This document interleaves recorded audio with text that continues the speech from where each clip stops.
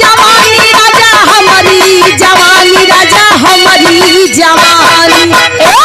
पट्टा मालिक इस संतोष भैया जी की ओर से 100 रुपये दे के सम्मान के बहुत बहुत प्रणाम बा।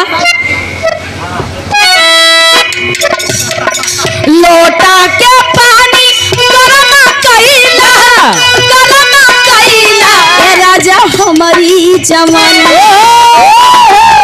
ए राजा हमारी जवानी राजा हमारी जवानी हमारी जवानी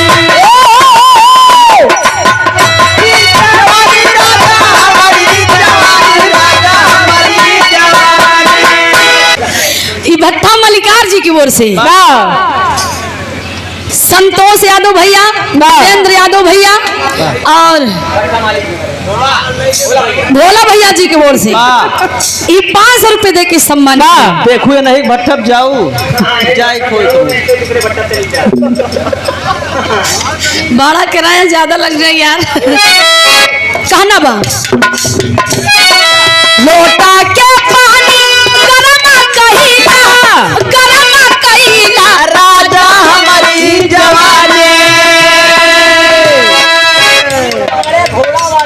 अजीत पाड़े घोड़ा वाले नारायण निभापुर के पाँव सजमी से 100 रुपये दे की सम्मान। ए राजा हमारी जवानी राजा हमारी जवानी राजा हमारी जवानी